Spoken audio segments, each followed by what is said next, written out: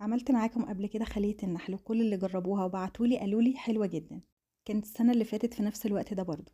تعالوا يلا نفتكر الطريقة مع بعض وهتطلع معاكم ان شاء الله جميلة جدا. شايفين عاملة ازاي؟ زي القطن بالظبط، تحفة. بس قبل ما نبتدي الفيديو، لو اول مرة تشوفوني انا اسمي غاية، ما تنسوش تشتركوا في القناة ولايك وشير لو عجبكم الفيديو. ويلا نسمي الله ونصلي على الرسول عليه افضل الصلاة والسلام. وتعالوا هنعمل مع بعض خلية النحل الجميلة القمر دي. شايفين قد ايه طرية؟ بضغط عليها كده بتطلع تاني زي ما هي. شايفين طراوتها عاملة ازاي؟ خطيرة جدا جدا. طرية طراوة اكنها زي القطنة بالظبط. شايفين؟ تحفة.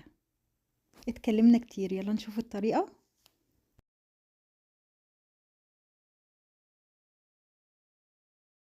اول حاجة عندي كوباية لبن مدفياها زي دمعة العين كده، ما تكونش سخنة قوي عشان ما تفسدش الخميرة. بعد كده هحط عليها معلقتين